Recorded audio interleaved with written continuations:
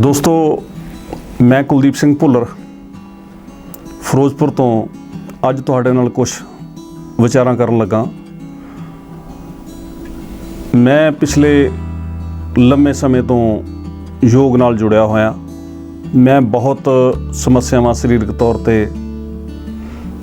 Face कीतियां जिन्हां दा हल मैडिकल साइंस विच नहीं सी। मैनूं डॉक्टरां ने उन्हां समस्यावां दे इलाज तो जवाब दे दिता सी। इन्हां सारियां दा मैं तुहाडे नाल वर्णन भी करांगा ते इन्हां सारियां दा हल ही मैं कुछ खुराक विच तब्दीली करके अते कुछ योग दा सहारा लैके कीता। इन्हां विच मैनूं भोजन दी एलर्जी सी जिस दे विच टैसटां विच आया सी कणक तो, नींबू तो, गाजर तो, गोभी तो, टमाटर तो मैनूं एलर्जी सी। ये चीज़ां मैं खा नहीं सी सकदा। एक समा ऐदां दा सी कि मैं बहुत परेशानी विच सी। डॉक्टरां नाल सलाह कीती ते उन्हां दी राय यही सीगी भी ये सारियां चीज़ां बंद करनियां पैणगीਆਂ। मैनूं इन्हां तो इलावा गाजर का जिहड़ा आम सड़कां ते उग्या उहनूं सुंघण तो भी समस्या सी, एलर्जी सी वो भी मेरे कोले फिर कोई हल नहीं सी। मैं योग नाल जुड़िया, मैनूं उहदे चों रस्ता लभ्या, मैं अपने आप नूं ठीक कीता। इस तो इलावा मैनूं स्किन की प्रॉब्लम सी, मैनूं फलैरी हो गई सी, वो भी मैं इसे राही ठीक की। एक होर बड़ी गंभीर समस्या हार्ट की समस्या सी, मेरी इंजैक्शन फ्रैक्शन घट सी। उहदा मैं जलंधर तो, बठिंडे तो, मोगे तो ਵੱਖ-ਵੱਖ शहरों तो मैं अपने टैसट कराए। सारिਆਂ ने दस्या कि ये समस्या है तुहाडी। मेरी इंजैक्शन फ्रैक्शन लगभग 30 ते सीगी। कोई हॉस्पिटल ने 28 ते दसदा सी, कोई 34 ते दसदा सी, कोई 35 ते दसदा सी, एवरेज 30 ते सी। मैं इन्हां डॉक्टरां नूं समझिया शायद ये मैनूं गाहक बनाउणा चाहुंदे ने। मैं PGI गया, PGI भी ये समस्या मेरी डॉक्टर ने दस्सिया कि ये तुहाडी समस्या है आ ते इहदा इलाज नहीं है, तुहानूं इहदे नाल ही रह के जीवन कटना पेगा। तो मैं उन्होंने सवाल किया सी फिर तुसीं दवाइयां किस गल दियां दे रहे हो। उन्होंने कहा इस नूं होर घट जाण तो, होर हेठां जाण तो असीं रोकण लई तुहाडा ट्रीटमेंट कर रहे हैं। आखिर मैनूं सारियां दवाइयां छड्डणियां पईयां। मैं योग दे राही ही इस दे विचों रस्ते लभे। कुछ नवीआं चीज़ां, कुछ पुराणियां चीज़ां, कुछ मेरे जिहड़े जिन्हां नूं मैं बहुत मान सत्कार दिंदा, मैं उस्ताद मनदा, उन्होंने मैनूं दस्सिया ते मैं अज सरीरक तौर पर संपूर्ण तौर पर तंदुरुस्त हाँ।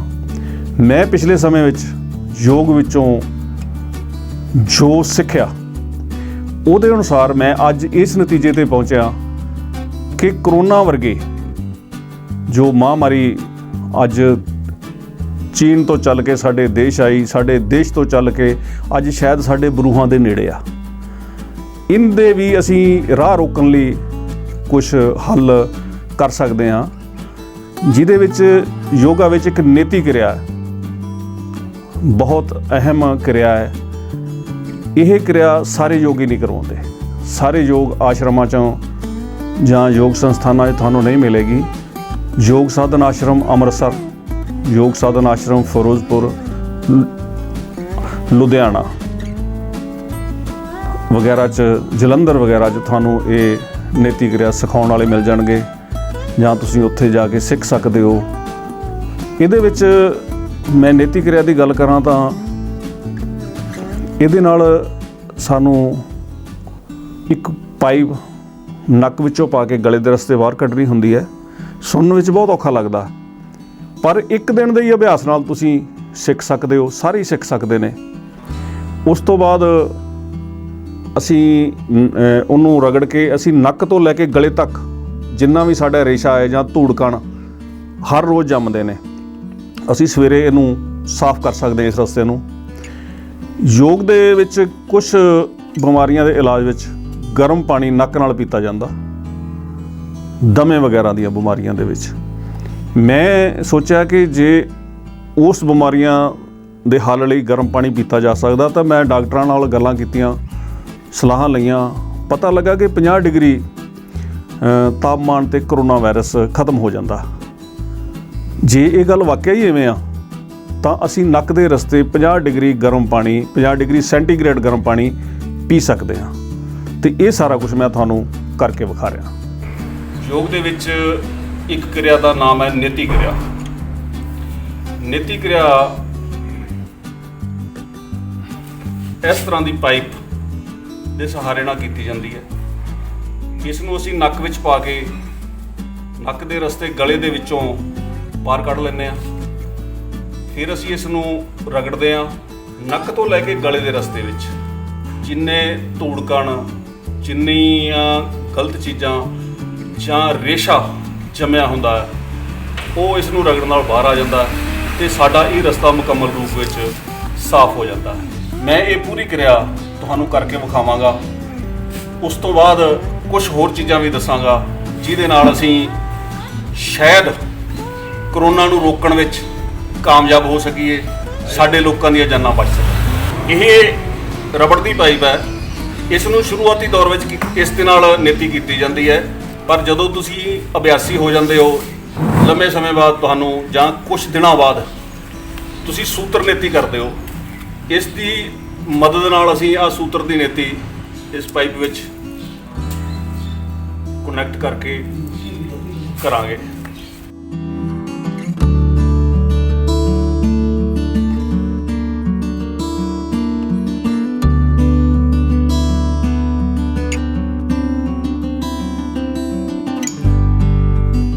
ਦੋਸਤੋ, ਇਹ ਇੱਕ ਪਾਸੇ ਦੀ ਸਫਾਈ ਹੋ ਗਈ। ਜਿਹੜਾ ਇੱਕ ਪਾਸੇ ਮੇਰਾ ਖੱਬਾ ਪਾਸਾ ਜਿੰਨਾ ਵੀ ਮੇਰੇ ਅੰਦਰ ਪਿਛਲੇ 24 ਘੰਟੇ ਦੇ ਵਿੱਚ ਕੁਝ ਵੀ ਬਲੌਕੇਜ ਸੀਗੀ ਉਹ ਨਿਕਲ ਗਈ। ਦੋਸਤੋ, ਇਹ ਦੋਨਾਂ ਪਾਸਿਆਂ ਤੋਂ ਅਸੀਂ ਨੇਤੀ ਨਾਲ ਰਗੜ ਕੇ ਨੱਕ ਦਾ ਸੱਜਾ ਤੇ ਖੱਬਾ ਪਾਸਾ ਗਲੇ ਤੱਕ ਅਸੀਂ ਸਾਫ਼ ਕੀਤਾ ਹੈ। ਇਸ ਦੇ ਵਿੱਚ ਜਿਵੇਂ ਅਸੀਂ ਕਿਸੇ ਨਾਲੀ ਵਿੱਚ ਝਾੜੂ ਮਾਰੀਏ ਤਾਂ ਉਸ ਦੇ ਵਿੱਚ ਕੂੜਾ ਉਗਲ ਜਾਂਦਾ ਹੈ, ਉਸ ਨੂੰ ਮੁੜ ਪਾਣੀ ਰੋੜ ਕੇ ਸਾਫ਼ ਕੀਤਾ ਜਾਂਦਾ ਹੈ।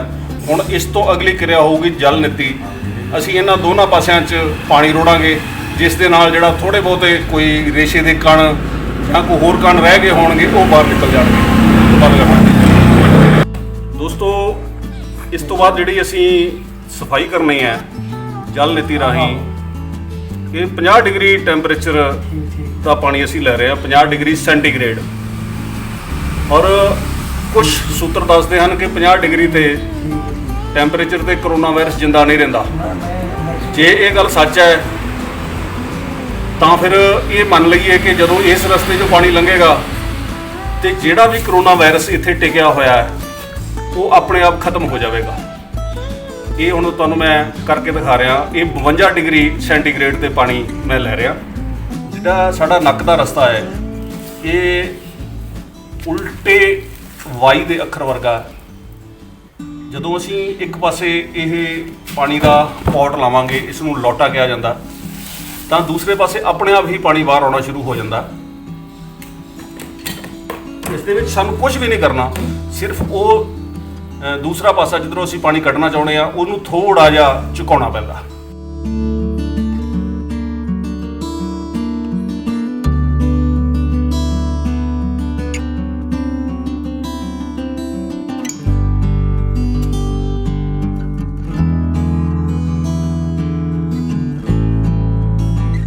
ਦੋਸਤੋ, ਇਸ ਸਮੇਂ ਮੈਂ 50 ਡਿਗਰੀ ਸੈਂਟੀਗ੍ਰੇਡ ਤੇ ਪਾਣੀ ਨੱਕ ਦੇ ਰਸਤੇ ਪੀ ਰਿਹਾ।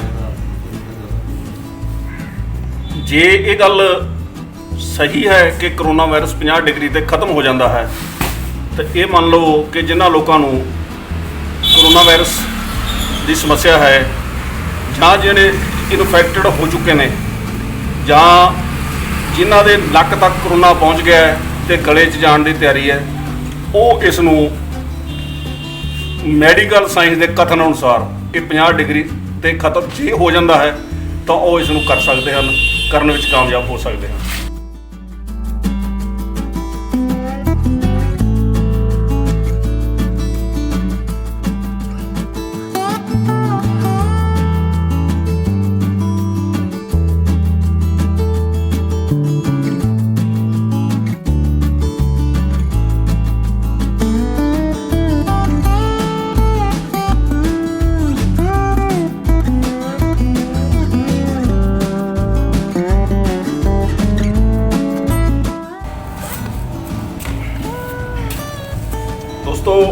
ਮੇਰੇ ਅਨੁਸਾਰ ਸ਼ਾਇਦ ਹੁਣ ਤੱਕ ਦਾ ਕੋਈ ਐਸਾ ਤਰੀਕਾ ਹੋਵੇ ਜਿਹੜਾ ਸਾਡਾ ਨੱਕ ਤੋਂ ਲੈ ਕੇ ਗਲੇ ਤੱਕ ਦੇ ਏਰੀਆ ਨੂੰ 50 ਡਿਗਰੀ ਤੱਕ ਗਰਮ ਕਰ ਸਕਦਾ ਹੋਵੇ, ਜਾਂ ਇਹਦੇ ਵਿੱਚੋਂ 50 ਡਿਗਰੀ ਟੈਂਪਰੇਚਰ ਤੇ ਕੋਈ ਲਿਕੁਇਡ ਅੱਗੇ ਭੇਜ ਸਕਦਾ ਹੋਵੇ। ਮੈਂ ਪਾਣੀ ਪੀਤਾ ਤੁਹਾਡੇ ਸਾਹਮਣੇ 50 ਡਿਗਰੀ ਟੈਂਪਰੇਚਰ ਤੇ ਆ, ਤੇ ਇਹਦੇ ਨਾਲ ਮੇਰਾ ਗਲਾ, ਮੇਰਾ ਨੱਕ ਦਾ ਰਸਤਾ ਪੂਰੀ ਤਰ੍ਹਾਂ ਸਾਫ਼ ਹੋ ਗਿਆ। ਤੇ ਮੈਂ ਸਮਝਦਾ ਹਾਂ ਕਿ ਜੇ ਮੈਡੀਕਲ ਸਾਇੰਸ ਇਸ ਤੇ ਕੰਮ ਕਰੇ, ਕਿਉਂਕਿ ਮੈਂ ਮੈਡੀਕਲ ਦਾ ਵਿਦਿਆਰਥੀ ਨਹੀਂ ਹਾਂ, ਮੇਰਾ ਮੈਡੀਕਲ ਸਾਇੰਸ ਨਾਲ ਕੋਈ ਜ਼ਿਆਦਾ ਸੰਬੰਧ ਨਹੀਂ ਹੈ, ਸਿਰਫ ਜਿੰਨਾ ਕੁ ਸੁਣਿਆ ਜਾਂ ਪੜ੍ਹਿਆ ਉਹਨਾਂ ਹੈ, ਤਾਂ ਇਸ ਦੇ ਬੜੇ ਅੱਛੇ ਨਤੀਜੇ ਆ ਸਕਦੇ ਨੇ। ਇਹਨੂੰ ਯੋਗ ਦੇ ਵਿੱਚ ਵਰਤਿਆ ਜਾ ਰਿਹਾ ਹੈ, ਨੀਤੀ ਕਿਰਿਆ ਨੂੰ ਤੇ ਨੱਕ ਦੇ ਰਸਤੇ ਪਾਣੀ ਪੀਣ ਨੂੰ, ਜਲ ਨੀਤੀ ਨੂੰ। ਔਰ ਯੋਗ ਦੇ ਵਿੱਚ ਅਸੀਂ ਇਹਨੂੰ ਜ਼ਿਆਦਾ ਪ੍ਰਮੋਟ ਕਰਨ ਦੇ ਵਿੱਚ ਅਜੇ ਕਾਮਯਾਬ ਨਹੀਂ ਹੋਏ। ਜੇ ਅਸੀਂ ਇਸ ਤਰ੍ਹਾਂ ਇਹਨੂੰ ਅੱਗੇ ਵਧਾ ਸਕੀਏ ਤਾਂ ਮੈਂ ਸਮਝਦਾ ਵੀ ਕਰੋਨਾ ਦੇ ਅੱਗੇ ਇੱਕ ਰੁਕਾਵਟ ਖੜੀ ਕਰਨ ਵਿੱਚ ਅਸੀਂ ਕਾਮਯਾਬ ਹੋ ਸਕਦੇ ਹਾਂ, ਕੀਮਤੀ ਜਾਨਾਂ ਬਚਾ ਸਕਦੇ ਹਾਂ, ਹਸਪਤਾਲਾਂ ਦਾ ਰਸ਼ ਘਟਾ ਸਕਦੇ ਹਾਂ। ਔਰ ਮੇਰੀਆਂ ਗੱਲਾਂ ਮੰਨੋ, ਪਰ ਉਸ ਤੋਂ ਪਹਿਲਾਂ ਬੇਨਤੀ ਹੈ ਕਿ ਮੈਡੀਕਲ ਸਾਇੰਸ ਇਸ ਵੱਲ ਧਿਆਨ ਜ਼ਰੂਰ ਦੇਵੇ। ਜੋ ਮੈਂ ਤੁਹਾਨੂੰ ਅੱਜ ਕਰਕੇ ਦਿਖਾਇਆ ਹੈ, ਮੈਂ ਬੀਤੇ ਲੰਮੇ ਸਮੇਂ ਤੋਂ ਕਰ ਰਿਹਾ। ਇਹ ਕੋਈ ਇੱਕ ਦਿਨ ਦੀ ਕਿਰਿਆ ਨਹੀਂ, ਇੱਕ ਦਿਨ 'ਚ ਇਹ ਸਾਰਾ ਕੁਝ ਸਾਹਮਣੇ ਨਹੀਂ ਆਇਆ। ਇਹ ਪੁਰਾਣੀ ਪੈਥੀ ਹੈ ਜਿਹੜੀ ਸਾਡੇ ਤੋਂ ਦੂਰ ਹੈ। ਦੋਸਤੋ, ਵੀਡੀਓ 'ਚ ਅਸੀਂ ਦੇਖਿਆ ਕਿ ਸੂਤਰ ਨੀਤੀ, ਜਲ ਨੀਤੀ, ਨੱਕ ਦੇ ਰਸਤੇ ਗਰਮ ਪਾਣੀ ਪੀਣਾ, ਇਹਦੇ ਨਾਲ ਅਸੀਂ ਬਹੁਤ ਰੋਗਾਂ ਦਾ ਹੱਲ ਕਰ ਸਕਦੇ ਹਾਂ। ਜਿਹੜਾ ਨੱਕ ਦੇ ਰਸਤੇ ਪਾਣੀ ਪੀਣਾ ਹੈ, ਉਹ ਗਰਮ ਪਾਣੀ ਪੀਣ ਦੀ ਹੋਰ ਅਹਿਮੀਅਤ ਹੈ, ਸਾਦੇ ਪਾਣੀ ਦੀ ਹੋਰ ਅਹਿਮੀਅਤ ਹੈ। ਸਾਡੇ ਗਰਮ ਪਾਣੀ ਪੀਣ ਨਾਲ ਸਾਡੇ ਦਮੇ ਸੰਬੰਧੀ ਕਈ ਰੋਗ ਠੀਕ ਹੁੰਦੇ ਨੇ। ਸਾਦਾ ਪਾਣੀ ਪੀਣ ਨਾਲ, ਤਾਜ਼ਾ ਪਾਣੀ ਪੀਣ ਨਾਲ ਸਾਡੇ ਮਿਹਦੇ ਦੀ ਗਰਮੀ, ਜਿਗਰ ਦੀ ਗਰਮੀ, ਸਾਡੇ ਖੂਨ ਦੇ ਵਿੱਚ ਜਿੰਨਾ ਤੇਜ਼ਾਬੀ ਮਾਦਾ ਉਹ ਸ਼ਾਂਤ ਹੁੰਦਾ ਹੈ। ਦਿਲ ਦੀਆਂ ਬਿਮਾਰੀਆਂ ਨੂੰ ਇਹ ਬੜੀ ਜਲਦੀ ਠੀਕ ਕਰਦਾ ਹੈ। ਇਸ ਤੋਂ ਇਲਾਵਾ ਦੋਸਤੋ, ਗੱਲ ਨੀਤੀ ਕਿਰਿਆ ਤੇ ਨੱਕ ਨਾਲ ਪਾਣੀ ਪੀਣ ਤੋਂ ਅੱਗੇ ਜਿਹੜੀ ਗੱਲ ਆ ਕਿ ਅਸੀਂ ਆਪਣੀ ਸਰੀਰ ਨੂੰ ਮੁਕੰਮਲ ਤੌਰ 'ਤੇ ਠੀਕ ਰੱਖਣ ਲਈ ਖੁਰਾਕ ਦਾ ਵੀ ਖਿਆਲ ਰੱਖਣਾ।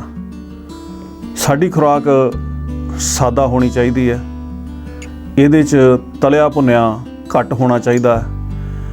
ਇਸ ਤੋਂ ਇਲਾਵਾ ਹਰੀਆਂ ਸਬਜ਼ੀਆਂ ਦੀ ਬਹੁਤ ਅਹਿਮੀਅਤ ਹੈ, ਫਲਾਂ ਦੀ ਅਹਿਮੀਅਤ ਹੈ, ਅਨਾਜਾਂ ਦੀ ਅਹਿਮੀਅਤ ਹੈ। ਇਹਨਾਂ ਦੇ ਬਾਰੇ ਸਾਨੂੰ ਪੜ੍ਹਾਈ ਕਰਨੀ ਪਵੇਗੀ। ਤੁਸੀਂ ਮੇਰੀਆਂ ਗੱਲਾਂ ਸੁਣੋ, ਜਿੰਨੀਆਂ ਤੁਹਾਨੂੰ ਠੀਕ ਲੱਗਦੀਆਂ ਨੇ, ਉਸ ਤੋਂ ਅੱਗੇ ਤੁਸੀਂ ਖੁਦ ਵੀ ਉਹਨਾਂ ਦੀ ਸਟੱਡੀ ਕਰੋ। ਸਾਡੇ ਕੋਲ ਇੰਟਰਨੈੱਟ ਹੈ, ਹੋਰ ਬੜੇ ਸਾਧਨ ਨੇ, ਕਿਸੇ ਡਾਕਟਰ ਦੀ, ਕਿਸੇ ਹੋਰ ਮਾਹਰ ਦੀ ਸਲਾਹ ਵੀ ਲਈ ਜਾ ਸਕਦੀ ਹੈ।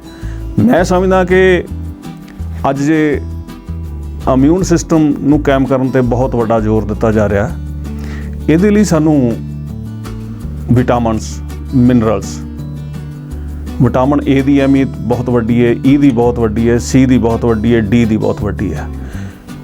ਇਸ ਅਸੀਂ ਫਲਾਂ ਅਤੇ ਸਬਜ਼ੀਆਂ 'ਚੋਂ ਲਗਭਗ ਅਸੀਂ ਇਹ ਸਾਰੇ ਵਿਟਾਮਿਨ ਲੈ ਸਕਦੇ ਹਾਂ। ਵਿਟਾਮਿਨ B12 ਹੈ ਜਿਹੜਾ, ਉਹਦੀ ਬਹੁਤ ਵੱਡੀ ਅਹਿਮੀਅਤ ਹੈ, ਪਰ ਉਹ ਸਾਨੂੰ ਫਲਾਂ ਅਤੇ ਸਬਜ਼ੀਆਂ 'ਚੋਂ ਬਹੁਤ ਘੱਟ ਜਾਂ ਨਾ ਮਾਤਰ ਮਿਲਦਾ ਹੈ। ਉਹ ਸਾਡੀ ਸਰੀਰਕ ਲੋੜ ਪੂਰੀ ਨਹੀਂ ਕਰਦਾ। ਇਸ ਤੋਂ ਇਲਾਵਾ ਦੋਸਤੋ, ਇੱਕ ਜ਼ਿੰਕ ਦੀ ਬੜੀ ਅਹਿਮੀਅਤ ਦੱਸੀ ਗਈ ਹੈ, ਜਿਹੜਾ ਸਾਡਾ ਇਮਿਊਨ ਸਿਸਟਮ ਨੂੰ ਕਾਇਮ ਕਰਦਾ, ਜਿਹੜਾ ਸਾਡਾ ਰੋਗਾਂ ਨਾਲ ਲੜਨ ਦਾ ਸਰੀਰ ਦੇ ਵਿੱਚ ਸਾਡੀ ਇੱਕ ਕਵਚ ਪੈਦਾ ਕਰਦਾ ਹੈ। ਉਹਦੇ 'ਚ ਜ਼ਿੰਕ ਦੀ ਬਹੁਤ ਵੱਡੀ ਅਹਿਮੀਅਤ ਹੈ। ਔਰ ਮੈਂ ਹੁਣ ਤੱਕ ਜਿੰਨਾ ਦੇਖਿਆ ਹੈ, ਕਿਸੇ ਵੀ ਮਾਹਰ ਨੇ ਜ਼ਿੰਕ ਬਾਰੇ ਗੱਲ ਨਹੀਂ ਕੀਤੀ। ਔਰ ਮੈਨੂੰ ਜੋ ਨਜ਼ਰ ਆ ਰਿਹਾ, ਸ਼ਾਇਦ ਅਸੀਂ ਸਾਰੇ ਹੀ ਜ਼ਿੰਕ ਦੀ ਘਾਟ ਦੇ ਸ਼ਿਕਾਰ ਹੋਵਾਂਗੇ। ਜ਼ਿੰਕ ਦੇ ਸੋਰਸ ਨੇ ਜੋ, ਉਹ ਜਿੰਨੇ ਕੁ ਸਾਡੇ ਕੋਲ ਹੈਗੇ ਨੇ, ਉਹਨਾਂ ਨੂੰ ਅਸੀਂ ਵਰਤ ਨਹੀਂ ਰਹੇ। ਕੁਛ ਸਮੁੰਦਰੀ ਜੀਵਾਂ 'ਚੋਂ ਇਹਦੇ ਸੋਰਸ ਮੁੱਖ ਮੰਨੇ ਜਾਂਦੇ ਨੇ, ਉਹ ਸਾਡੀ ਪਹੁੰਚ ਵਿੱਚ ਨਹੀਂ ਹੈਗੇ। ਇਸ ਤੋਂ ਇਲਾਵਾ ਜੋ ਸਾਡੇ ਸਮਾਜ ਵਿੱਚ ਜਾਂ ਸਾਡੇ ਨਜ਼ਦੀਕੀ ਮਾਰਕੀਟ ਵਿੱਚ ਸਾਨੂੰ ਮਿਲਦਾ ਹੈ, ਅਸੀਂ ਤਿਲਾਂ ਤੋਂ, ਅਲਸੀ ਤੋਂ, ਮੂੰਗਫਲੀ ਤੋਂ, ਰਾਜਮਾ ਤੋਂ, ਓਟਸ ਤੋਂ ਇਹਦੀ ਮਾਤਰਾ ਲੈ ਸਕਦੇ ਹਾਂ। ਪਰ ਇਹਨਾਂ ਦੇ ਵਿੱਚ ਵੀ ਸਾਨੂੰ ਜਿੰਨੀ ਸਰੀਰਕ ਲੋੜ ਹੈ, ਜਿੰਨੀ ਦੱਸੀ ਗਈ ਹੈ, 9 ਗ੍ਰਾਮ ਤੋਂ ਲੈ ਕੇ 11 ਮਿਲੀਗ੍ਰਾਮ ਤੋਂ 9 ਤੋਂ 11 ਮਿਲੀਗ੍ਰਾਮ ਸਾਡੀ ਲੋੜ ਹੈ। ਤੇ ਇਹਨਾਂ ਦੇ ਵਿੱਚ ਵੀ ਸਾਨੂੰ ਘੱਟ ਮਾਤਰਾ ਵਿੱਚ ਮਿਲਦਾ। ਚਲੋ ਫਿਰ ਵੀ ਜੇ ਘੱਟ ਮਿਲਦਾ ਤਾਂ ਸਾਨੂੰ ਕੁਛ ਨਾ ਕੁਛ ਲੈਣਾ ਚਾਹੀਦਾ ਹੈ, ਇੰਨਾ ਹੀ ਲਵੋ। ਬਾਕੀ ਜੋ ਹੈਗਾ ਹੈ ਤੁਸੀਂ ਹਰੀਆਂ ਸਬਜ਼ੀਆਂ ਖਾਓ, ਦੁੱਧ ਤੇ ਦਹੀਂ ਦੀ ਵਰਤੋਂ ਕਰੋ। ਜੇ ਕਿਸੇ ਨੂੰ ਕੋਈ ਸਮੱਸਿਆ ਨਹੀਂ ਹੈਗੀ ਕੋਈ ਵਿਚਾਰਾਂ ਦੀ, ਤੇ ਉਹ ਅੰਡਾ ਤੇ ਮੀਟ ਵੀ ਲੈ ਸਕਦਾ। ਦੋਸਤੋ, ਤੰਦਰੁਸਤ ਸਰੀਰ ਦੇ ਵਿੱਚ ਹੀ ਤੰਦਰੁਸਤ ਮਨ ਰਹਿ ਸਕਦਾ, ਤੇ ਤਾਂ ਹੀ ਸਾਡੀ ਸੋਚ ਅਗਾਂਹ ਵਧੂ ਬਣ ਸਕਦੀ ਹੈ। ਅਸੀਂ ਸਰੀਰ ਨੂੰ ਤੰਦਰੁਸਤ ਕਿਵੇਂ ਰੱਖਣਾ ਹੈ ਔਰ ਦਵਾਈਆਂ ਦਾ ਸਹਾਰਾ ਲੈਣ ਤੋਂ ਬਗੈਰ ਕਿਵੇਂ ਤੰਦਰੁਸਤ ਰੱਖਣਾ, ਸਾਨੂੰ ਸਾਰੀ ਖੁਰਾਕ ਨੂੰ ਦਵਾਈ ਵਾਂਗ ਲੈਣਾ ਪਵੇਗਾ। ਹਰ ਚੀਜ਼ ਦੀ ਅਹਿਮੀਅਤ ਸਮਝਣੀ ਪਏਗੀ ਕਿ ਉਹਦੇ ਵਿੱਚ ਖੁਰਾਕੀ ਤੱਤ ਕਿਹੜੇ ਨੇ। ਜੇ ਅਸੀਂ ਖੁਰਾਕ ਨੂੰ ਦਵਾਈਆਂ ਵਾਂਗ ਖਾਣ ਲੱਗ ਪਏ ਤਾਂ ਦਵਾਈਆਂ ਖਾਣ ਦੀ ਲੋੜ ਨਹੀਂ ਰਹੇਗੀ। ਜੇ ਅਸੀਂ ਖੁਰਾਕ ਦਾ ਧਿਆਨ ਨਾ ਕੀਤਾ ਤੇ ਫਿਰ ਖੁਰਾਕ ਦੀ ਜਗ੍ਹਾ ਵੀ ਸਾਨੂੰ ਦਵਾਈਆਂ ਲੈਣੀਆਂ ਪੈਣਗੀਆਂ। ਠੀਕ ਹੈ ਜੀ। ਅੱਜ ਦੇ ਐਪੀਸੋਡ ਹਾਂ, ਇਸ ਤੋਂ ਇਲਾਵਾ ਜਿਹੜੀਆਂ 2 ਗੱਲਾਂ ਮੈਂ ਹੋਰ ਕਹਿਣੀਆਂ ਚਾਹੁੰਦਾ। ਇੱਕ ਤਾਂ ਰਾਤ ਸੌਣ ਲੱਗਿਆ ਤੁਹਾਡੇ ਮਨ 'ਤੇ ਕੋਈ ਬੋਝ ਨਹੀਂ ਹੋਣਾ ਚਾਹੀਦਾ। ਤੁਹਾਡੇ ਪੂਰੇ ਦਿਨ ਵਿੱਚ ਕਿਸੇ ਨਾਲ ਵੀ ਗਿਲੇ ਸ਼ਿਕਵੇ ਹੋਏ ਨੇ, ਉਹ ਰਾਤ ਨੂੰ ਭੁਲਾ ਕੇ ਸੌਵੋ। ਮਹੀਨੇ ਦੇ ਅੰਤ ਤੱਕ ਤੁਹਾਡੀ ਜੇਬ 'ਤੇ ਬੋਝ ਨਹੀਂ ਹੋਣਾ ਚਾਹੀਦਾ। ਤੁਹਾਡੇ ਜਿੰਨੇ ਵੀ ਖਰਚੇ ਨੇ ਉਹ ਆਮਦਨ ਦੇ ਦਾਇਰੇ ਦੇ ਵਿੱਚ ਰਹਿਣੇ ਚਾਹੀਦੇ ਨੇ। ਆਮਦਨੀ 98 ਤੇ ਖਰਚਾ ਰੁਪਈਆ ਨਹੀਂ ਹੋਣਾ ਚਾਹੀਦਾ। ਆਮਦਨੀ ਰੁਪਈਆ ਤੇ ਖਰਚਾ 90 ਪੈਸੇ ਹੋਣਾ ਚਾਹੀਦਾ। ਇਸ ਦੇ ਨਾਲ ਹੀ ਮੈਂ ਅੱਜ ਦੇ ਐਪੀਸੋਡ 'ਚ ਤੁਹਾਡਾ ਧੰਨਵਾਦ ਕਰਦਾ। ਅਗਾਂਹ ਫਿਰ ਅਸੀਂ ਕਿਸੇ ਹੋਰ ਨਵੀਂ ਜਾਣਕਾਰੀ ਤੇ ਕਿਸੇ ਨਵੇਂ ਵਿਸ਼ੇ ਤੇ ਮਿਲਾਂਗੇ। ਧੰਨਵਾਦ।